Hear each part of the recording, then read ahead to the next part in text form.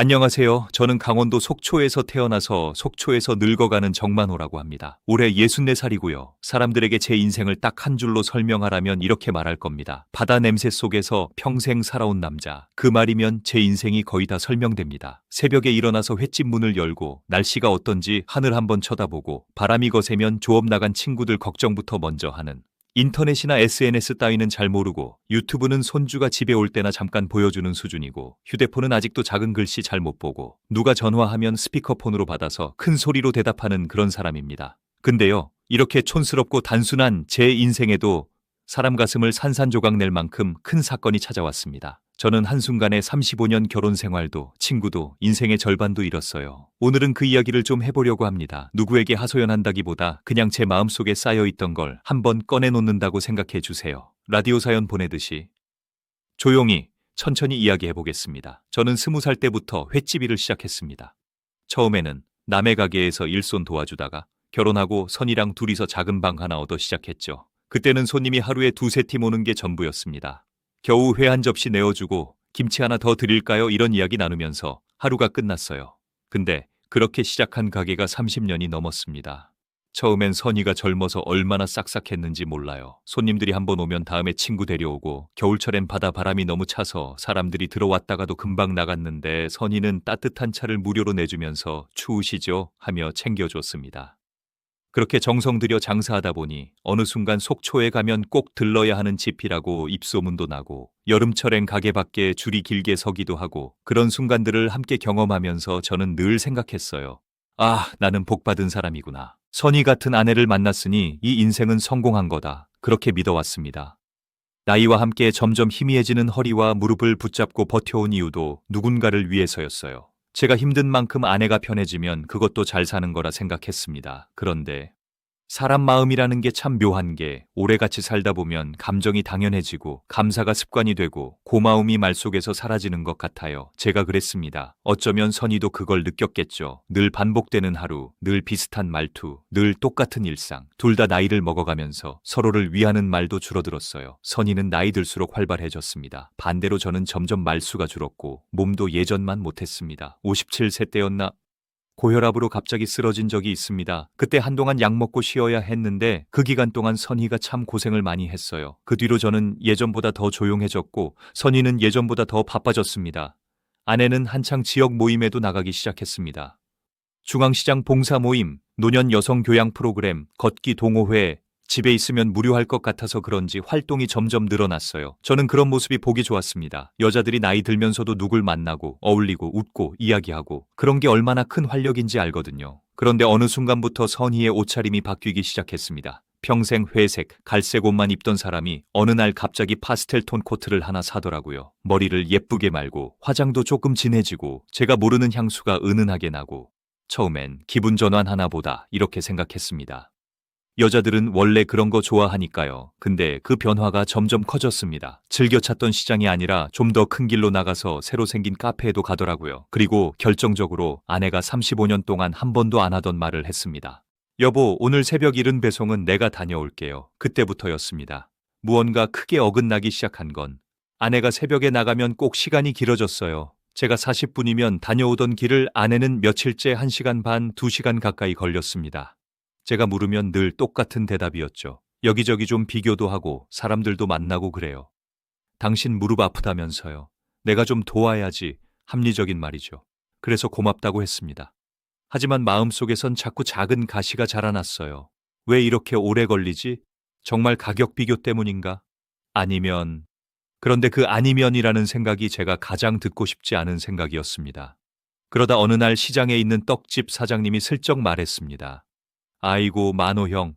선희 씨 오늘 새벽에 도윤 씨 차 타고 시장 들어오던데? 그 말을 처음 들었을 때 저는 그냥 웃으면서 넘겼습니다.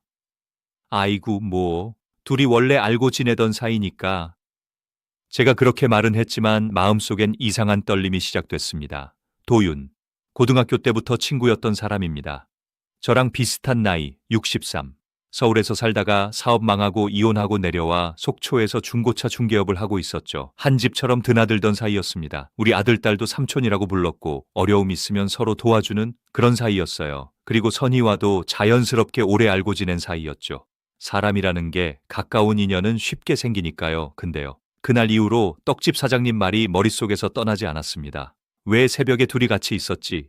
왜 굳이 도윤차를 타야 했을까? 그렇게 이틀, 3일 시간이 지나면서 동네 사람 몇이 또 말을 걸어왔습니다. 어제도 둘이 카페에서 커피 마시고 있던데요? 아이고, 만호 형, 둘이 요즘부터 다니는 거 아니에요? 사람들은 호기심 반 걱정 반으로 말하는데 저는 그냥 아무렇지 않은 척 고개만 끄덕였습니다. 근데 말입니다. 사람 마음이라는 게 이런 걸 몇 번 듣잖아요? 그럼 아무리 아닌 척해도 속에서 불안이 슬금슬금 차올라요. 그게 하루 이틀 쌓이면 밤에 잠도 안 와요. 옆에서 잘 자는 아내 얼굴을 보는데도 마음이 계속 뒤틀려서 1시간씩 뒤척이다가 겨우 잤습니다. 문제는요, 그 소문이 제 귀에만 들어온 게 아니었다는 겁니다. 서울에 사는 아들 준우에게서 갑자기 전화가 왔어요. 아버지, 어머니 요즘 괜찮으세요? 그 말 듣는 순간 정말 숨이 멎는 줄 알았습니다. 제 아들이 동네 소문을 먼저 들은 거예요. 아버지 회사 선배도 속초 사람인데 뭔가 이상한 얘기를 들었다는데 아버지는 아세요? 저는 뭐라고 대답해야 할지 몰랐습니다. 그 순간 느낀 감정은 분노나 충격이 아니었습니다. 수치심, 그게 가장 컸습니다. 아버지가 우스워졌다는 걸 아들이 먼저 듣는 건 정말 참기 힘든 일이더군요. 자존심이 완전히 부서지는 느낌이었어요. 그날 밤 저는 드디어 결심했습니다. 확인하자. 더 이상 추측하고 찝찝해하고 끙끙거리면 내 몸과 마음이 더 먼저 망가지겠다. 확인하고 인정할 건 인정하자. 그리고 며칠 뒤 아내가 나가는 새벽에 저는 조용히 뒤를 따라 나갔습니다. 속초 새벽은 항상 바람이 차갑습니다. 근데 그날은 유난히 바람이 더 차게 느껴졌어요. 아내의 그림자를 놓치지 않으려고 가로등 없는 골목을 조심스럽게 걸었습니다. 시장 입구가 보였을 때 저는 멈춰 섰습니다. 도윤이 그 자리에 서 있었습니다. 두 손에는 김이 모락모락 나는 커피 2잔. 마치 누군가를 기다리고 있는 사람 같았어요. 그리고 몇 초 뒤 아내가 나타났습니다. 많이 기다렸죠? 그 말이 제 귀를 때리는 순간 제 35년 결혼 생활도 제 인생도 그 자리에서 무너져 내렸습니다. 그 뒤의 장면들은 지금도 선명합니다. 둘이 자연스럽게 커피를 나눠 마시고 나란히 시장 안으로 걸어가고 어깨가 스칠 때도 어색함이 없고 도윤이 아내 장바구니를 들어주고 아내는 수줍게 웃고 그리고 결정적으로 아내 머리카락에 붙은 뭔가를 도윤이 손가락으로 살짝 떼어주는 장면. 그 순간 저는 가슴이 콱 틀어막혀서 더 이상 볼 수가 없었습니다. 도망치듯 그 자리를 떠났어요. 그게 제 인생의 무너짐이었습니다. 도망치듯 시장 입구를 빠져나온 그 새벽의 공기를 저는 지금도 기억합니다. 매캐한 비린내, 커피향, 바람 냄새가 뒤섞인 그 공기 속에서 제 심장은 제멋대로 뛰었어요. 눈앞이 어지럽고 숨이 가빠지고 다리가 후들거렸습니다. 내가 본 게 진짜였나? 설마. 이 생각이 계속 머릿속을 치면서도 이미 제 마음 어딘가에서는 결론이 나 있었습니다. 아내가 제 손에서 멀어졌다는 것, 그리고 그 손을 잡아간 사람이 내 40년 친구라는 것, 그 사실이 제 가슴을 갈갈이 찢어 놓았어요. 집으로 돌아가는 길에 저는 걸음을 제대로 옮기지 못했습니다. 한 걸음 한 걸음마다 30년 결혼 생활이 떠올랐고 그 위에 도윤 얼굴이 겹쳐 보였어요. 둘이 언제부터였을까? 왜 하필 도윤이었을까? 왜 하필 내 친구였을까? 그동안 제가 무심하게 넘겼던 장면들이 하나둘 더 선명해졌어요. 도윤이 우리 가게에 와서 선희에게만 유독 길게 말을 걸던 순간들. 제가 없을 때도 가끔 들렀다는 얘기. 어느 날은 선희가 밝은 표정으로 오늘 기분 좋다며 돌아오던 모습. 모든 게 하나의 퍼즐처럼 맞춰지더라고요. 그날 하루 종일 제가 했던 일이라곤 가게 문 닫고 가만히 의자에 앉아서 천장만 보는 일이었습니다. 손님들도 오지 말라고 하고 예약 전화도 받지 않고 그냥 가만히 아무 말도 못한 채 앉아 있었습니다. 그날 밤 저는 생각했습니다. 내가 왜 이렇게까지 무너져 있어야 하지? 이게 내 잘못인가? 아니면 내가 모른 척 해온 건가? 그리고 결국 다음 날 저는 도윤을 찾아갔습니다. 중고차 매매센터에 들어갔을 때 도윤은 혼자 사무실 정리를 하고 있었습니다. 저를 보더니 잠깐 멈칫하더군요. 놀란 표정이었습니다. 만호야, 웬일이냐? 그 목소리, 그 표정, 그 얄팍한 미소. 지금도 생각하면 치가 떨립니다. 저는 천천히 말했습니다. 도윤아, 솔직하게 말해. 우리 선이랑 너 무슨 사이냐? 사무실에 순간 정적이 내려앉았습니다. 손목시계 초침 소리가 들릴 정도로 조용했습니다. 도윤은 무슨 말을 해야 할지 몰라 입술만 달달 떨고 있었어요. 한참 뒤 그가 겨우 입을 열었습니다. 만호야, 그게 나도 이렇게 될 줄은 몰랐어. 정말이야. 그 말이 제일 역겹다. 저도 모르게 그렇게 말했습니다. 그리고 제 속에서 오래 쌓여있던 분노가 그 자리에서 폭발해버렸어요. 테이블이 엎어지고 의자가 넘어지고 유리컵이 산산조각 났습니다. 제가 그걸 의도해서 그런 게 아니라 그냥 몸이 먼저 움직였습니다. 도윤은 저보다 체구가 큰 사람입니다. 그래도 아무런 반항도 못했습니다. 그저 고개를 숙이고 있더라고요. 야, 이 자식아. 내 집에서 밥 얻어먹고 우리 애들 생일 때 선물도 준비하고 명절 때마다 오가면서 그렇게 가족처럼 지내더니 결국 내 아내한테 손을 대. 정말 울고 싶은 마음이었습니다. 그냥 그 자리에서 주저앉고 싶을 만큼. 근데 울 수가 없었어요. 눈물이 나오면 제가 진 것 같아서. 하지만 말입니다. 가장 비참했던 건 도윤이 아무 말도 못하고 바닥만 보며 서 있는 모습이었습니다. 마치 죄를 지은 사람처럼. 아니, 정확히 말하면 죄를 지은 놈 맞았죠. 우리 선희가 언제부터였냐? 그 질문에 도윤은 아무 대답도 하지 않았습니다. 대답을 못했겠죠. 뭐라고 말하든 그 말이 또 다른 칼이 될 테니까. 저는 더 이상 말할 필요가 없다는 걸 느꼈습니다. 이미 알아야 할 건 다 알았고 그 자리에 더 있으면 제가 더 초라해질 것 같았어요. 사무실 문을 나올 때 도윤이 제 이름을 부르듯 작게 읊조렸습니다. 미안하다, 만호야. 근데 그 말이 제 등에 비수처럼 꽂혔습니다. 미안하다고? 그 한마디가 내 무너진 가정을, 아이들의 마음을, 내 남은 인생을 되돌릴 수 있나? 그 생각이 드니 오히려 더 감정이 식어버렸습니다. 사람 마음이 그래요. 분노의 끝까지 가면 더 이상 분노도 안 나요. 그냥 차가워져요.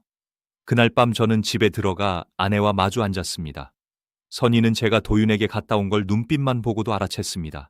숨조차 제대로 못 쉬더군요. 만호, 그게 정말 어쩌다가. 저는 말했습니다.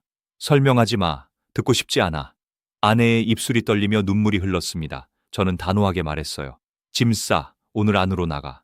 그 말이 내 입에서 나오자마자 저도 모르게 심장이 철렁했습니다. 35년을 함께 산 사람에게 이렇게 말하게 되리라곤 정말 상상도 못했거든요. 근데 더는 같이 살 수 없었습니다. 선희는 울면서 변명도 하고 미안하다고도 하고 잠깐만 시간을 달라고도 했지만 저는 흔들리지 않았습니다. 아내는 결국 방으로 들어가 짐을 챙기기 시작했습니다. 서랍 여닫는 소리, 옷 꺼내는 소리, 가방 지퍼 닫는 소리가 집안에 울렸습니다. 그 소리가 제 가슴을 쪼개는 도끼질 같았습니다. 1시간쯤 지나서 아내가 짐을 들고 나오더군요. 얼굴엔 눈물이 번졌고 손등은 떨리고 있었습니다. 저는 말했습니다.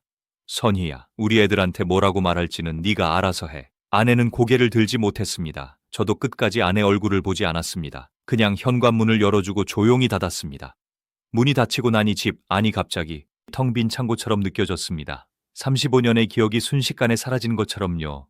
그날 밤 저는 TV도 켜지 않았습니다. 라디오도 안 켰어요. 그냥 식탁에 앉아서 아내가 떠난 그 빈자리를 오래 바라보고 있었습니다. 그렇게 제 결혼 생활은 끝났습니다. 다음 날 가게 문을 열면서 저는 생각했습니다. 그래, 이제 이혼하자. 모든 걸 정리하자. 그리고 정말 모든 건 순식간에 끝났습니다. 분류는 명확했고 집도 가게도 제 명의였고 선희가 받을 건 거의 없었습니다. 저는 감정이 아닌 절차대로만 처리했습니다. 그런데 어떤 일이 일어난 줄 아십니까? 불륜 당사자 두 사람은 그날 이후 가파른 내리막길을 걸었습니다. 이혼 서류에 도장을 찍고 돌아오는 길, 저는 정말 한순간도 뒤돌아보지 않았습니다. 비참할 줄 알았거든요. 슬플 줄 알았고 눈물도 날 줄 알았어요. 근데 정말 이상하게도 제 마음 한쪽이 가벼워지는 느낌이 들었습니다. 그동안 제 몸을 짓누르던 그 의심과 불안과 수치심이 한꺼번에 빠져나갔던 겁니다. 이혼은 끝이 아니라 저에게는 종지부였어요. 숨을 제대로 들이쉴 수 있게 된 말 그대로 마지막 단추였죠. 하지만 말입니다. 저는 저대로 살아갈 수 있었는데 불륜을 저지른 두 사람은 그 이후의 벌을 정말 혹독하게 받았습니다. 먼저 도윤이요. 제가 중고차 매매센터에서 사람들을 많이 만날 때 소문이라는 건 얼마나 무서운지 정말 잘 압니다. 그 바닥 역시 좁고 입 하나에서 둘 되고 넷 되는 게 순식간이에요. 어느 날 거래처 직원이 그러더군요. 어르신 혹시 그 도윤 씨 사건 들으셨어요? 저는 일부러 모르는 척했습니다. 궁금하지 않은 게 아니었어요. 하지만 굳이 나서고 싶지 않았습니다. 직원이 말했어요. 그게 여자 문제로 동네 난리 났던데요. 이혼한 집에 불륜으로 끼어들었다고. 아무 말도 하지 않고 돌아섰는데 뒤통수가 화끈거렸습니다. 그 직원이 그 얘기를 어디서 들었을까? 그리고 그 말이 불과 며칠 만에 어디까지 퍼졌을까? 소문은 제가 아무것도 안 해도 이 도시의 바람을 타고 빠르게 퍼져나갔습니다. 며칠 뒤 또 다른 지인이 말하더라고요. 도윤이 그 형 가게 접는다던데. 역시나 싶었습니다. 왜냐면 시장은 그렇습니다. 점심 한 끼를 어디서 먹을지 선택할 때도 그 주인 인성이 어떻다, 어떤 사건이 있다, 그런 소문이 한번 돌면 사람들은 조용히 등을 돌립니다. 노골적으로 욕하진 않아요. 그냥 발걸음만 옮기면 되니까. 사람들이 도윤을 대놓고 욕한 건 아니지만 포차 손님이 정말 서서히 끊어졌습니다. 예전엔 시끌했던 포차가 이제는 바람 소리만 들렸대요. 밤새 테이블 넷, 하루 종일 손님 하나 없는 날도 생겼다고 합니다. 도윤은 결국 가게를 정리했습니다. 간판이 내려가는 날 저도 멀리서 포차 앞을 지나며 봤습니다. 낡은 천막, 깨진 의자 몇 개, 텅 빈 싱크대, 그리고 그 자리를 쓸쓸하게 바라보는 도윤의 뒷모습, 그 모습이 참 말로 표현하기 어려웠습니다. 분노도 있었고 안타까움도 있었고 이제는 그저 한 인간의 몰락을 보는 듯한 감정이 뒤죽박죽 됐어요. 근데 말입니다. 도윤이 그렇게 된 건 제가 한 일이 아닙니다. 그저 그가 선택한 결과일 뿐이죠. 시간은 어느 누구도 속이지 않습니다. 그리고 선희, 제 전 아내 말입니다. 집에서 나간 뒤 선희는 어디서 지내는지도 정확히 모르겠습니다. 아파트 원룸에 잠시 살았다가 친구 집에 기웃거렸다는 얘기만 들렸어요. 한 번은 시장마트에서 마주쳤습니다. 저는 장을 보고 있었고 선희는 두부 하나를 들고 서 있었어요. 저를 보자마자 얼굴이 굳었습니다. 눈빛이 흔들리고 손이 떨리고 두부 봉투를 놓칠 정도로. 근데 저는 아무 말도 하지 않았어요. 그냥 지나쳤습니다. 저도 흔들리고 싶지 않았고 다시 그 구렁텅이로 들어가고 싶지 않았거든요. 그날 이후 선희는 동네에서 모습을 거의 보이지 않았습니다. 사람들 눈치를 심하게 본다는 얘기도 들렸고 누가 말을 걸어도 제대로 대답을 못한다는 소리도 들렸어요. 자식들과의 관계는 더 가슴 아플 정도로 멀어졌습니다. 우리 아들 준우는 처음엔 차갑게 말했죠. 엄마, 나중에 얘기하자. 지금은 아직 못 보겠다. 딸도 마찬가지였습니다. 엄마, 미안한데 나 이제 곧 애 나오는데 엄마 볼 여유가 없어. 그 말이 선희한테는 칼처럼 꽂혔다고 합니다. 하지만 저는 개입하지 않았어요. 부부 문제는 둘의 문제지만 부모 문제는 평생 남습니다. 아이들이 받은 배신감은 저보다도 훨씬 더 컸을 겁니다. 그렇게 불륜의 두 사람은 각자의 자리를 잃고 각자의 관계를 잃고 각자의 삶을 잃었습니다. 반대로 저는 신기하게도 더 잘 살아졌어요. 가게도 정리하고 국물 맛도 새로 잡고 혼자서도 충분히 할 수 있게끔 모든 시스템을 다듬었거든요. 젊은 직원이 인스타그램 홍보도 도와주고 온라인 주문도 받기 시작했습니다. 전보다 손님도 늘었어요. 가게에 활기가 돌아왔습니다. 꼬마 손님이 와서 사장님 오늘도 국밥 맛있어요. 그러면 제 마음도 따뜻해졌어요. 어느 날은 단골 손님이 이런 말을 하더군요. 사장님, 사람이 더 건강해진 것 같아요. 얼굴이 펴졌네. 웃어 넘겼지만 그 말이 참 고마웠습니다. 그리고 저에게 더 큰 변화가 찾아왔습니다. 시장 입구에 작은 도에 공방이 생겼어요. 그곳을 혼자 운영하는 정미란 씨라는 분이 있었습니다. 처음엔 손님으로만 보다가 자주 마주치다 보니 인사가 길어지고 대화가 생기고 서서히 서로의 사정을 알게 됐습니다. 미란 씨는 조용한 사람이면서 속은 단단한 사람이었습니다. 사장님 국물 맛 참 깊어요. 혼자 끓인 맛 같지가 않네요. 그 말에 저는 괜히 고개를 돌려 눈물이 날 것 같았습니다. 알 사람이 없었거든요. 내가 매일 얼마나 애썼는지 갑자기 외롭지 않았습니다. 가게 문 닫고 잠깐 공방에 가서 차 한 잔 마시며 이야기하는 시간이 하루 중 제일 편안했어요. 미란 씨가 말하더군요. 사람은요, 한 번 무너진다고 끝나는 거 아니에요. 그 다음에 어떻게 일어서는지가 더 중요해요. 그 말이 정말 제 가슴을 울렸습니다. 그 사람은 제 상처를 굳이 묻지 않았고 제가 겪은 일을 굳이 캐묻지도 않았어요. 그냥 함께 조용히 있어주는 것만으로 위로가 되더군요. 저는 그제야 알았습니다. 내가 선택을 잘한 거라고. 내가 버려진 게 아니고 내가 벗어난 거라고. 그리고 내 인생은 이제부터 다시 시작이라고. 요즘 저는 새벽에 가게 문 열면서 혼자 웃습니다. 예전엔 한숨부터 나왔거든요. 근데 지금은 하루가 기대됩니다. 손님 만나는 것도 좋고 국밥 끓이는 것도 좋고 저녁엔 공방 가서 차 마시는 시간도 좋고요. 아들 준우는 이런 말도 했습니다. 아버지, 이제 마음 편하게 좀 사세요. 이제야 아버지 얼굴 같아요. 그 말 한마디에 정말 울컥했습니다. 저는 이제 무너진 자리에서 다시 일어섰습니다. 누가 내 곁을 떠났는지가 아니라 누가 내 곁에 남아있는지가 더 중요하다는 걸 깨달았고요. 그리고 한 번 상처받았다고 사랑을 두려워하지 말아야 한다는 것도. 저는 오늘도 국밥집 주방에서 김 모락모락 피어오르는 냄비를 바라보며 조용히 생각합니다. 그래, 끝난 게 아니야. 진짜 인생은 지금부터야.